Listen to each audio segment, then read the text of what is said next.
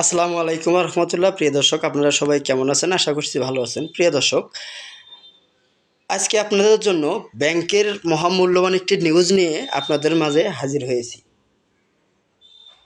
ব্যাংকে টাকা উত্তোলন করতে পারছেন না? তাহলে আমার এই নিউজটি দেখতে থাকুন। প্রিয় দর্শক, আপনারা যদি আমাদের চ্যানেলটিতে নতুন হয়ে থাকেন তাহলে অবশ্যই চ্যানেলটি সাবস্ক্রাইব করে বেল বাটন অন করে রাখবেন। আর ধৈর্য সহকারে পুরো ভিডিওটি দেখতে থাকুন। ব্যাংকের অর্ধেক আমানত ঢাকার, আর বেড়েছে কুমিল্লার নোয়াখালীতে। ঢাকার ব্যাংক গ্রাহকদের আমানত কমেছে, বেড়েছে চট্টগ্রাম, সিলেট, বরিশাল ও খুলনা বিভাগে। এর মধ্যে আনুমানিক হারে বেশি বেড়েছে চট্টগ্রাম বিভাগের, কুমিল্লা, নোয়াখালী, ব্রাহ্মণবাড়িয়া ও চাঁদপুরে। বাংলাদেশের তথ্য পর্যালোচনা করে এমন চিত্র দেখা গেছে।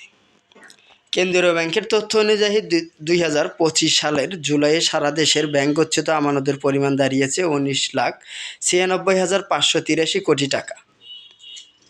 2024 সালে 30 জুন এই আমানতের পরিমাণ ছিল 18,38,837 কোটি 46 লাখ টাকা।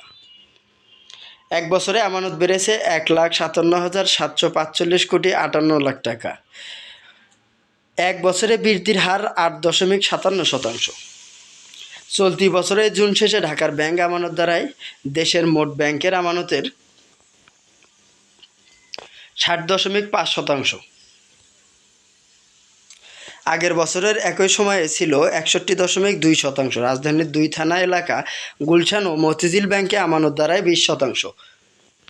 আমানতের বৃদ্ধির বিভাগীয় শহরের আনুমানিক হারে হয়নি, বরং বিভাগীয় শহরের বাইরে জেলাগুলোতে বেশি হয়েছে। আমানত বেশি বেড়েছে চট্টগ্রাম বিভাগের জেলা শহরগুলোতে। অন্যদিকে দেশের মোট ব্যাংকের 20% গচ্ছিত থাকা রাজধানীর 2 এলাকায় ব্যাংক আমানত তুলনামূলকভাবে কমেছে।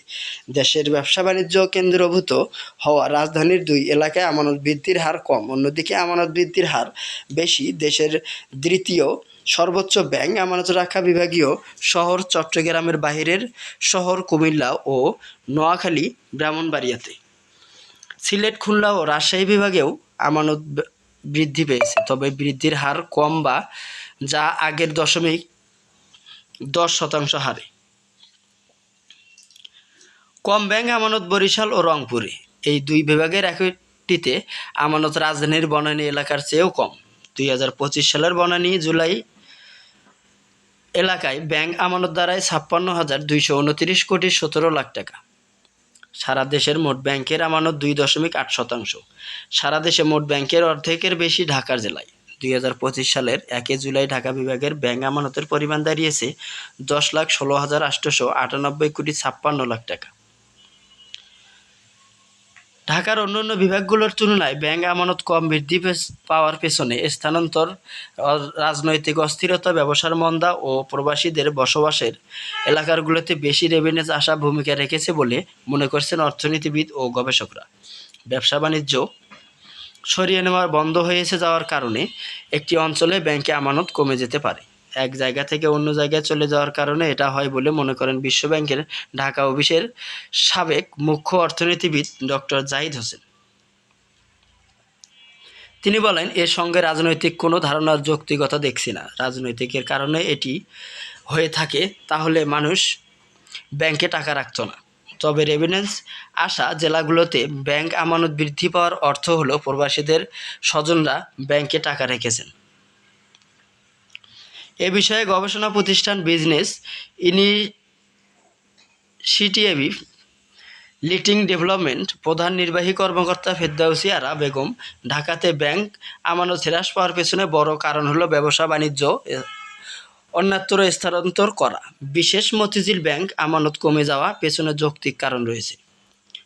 তিনি বলেন, কয়েক বছর ধরে মতিঝিল এলাকায় ট্রেড শুরু হয়েছিল। এখানকার ব্যবসায়িকরা বনানী ও আশেপাশের তুলনামূলক কম ভাড়া ও কম যানজট, কম কোলাহলের এলাকায় যাচ্ছিল।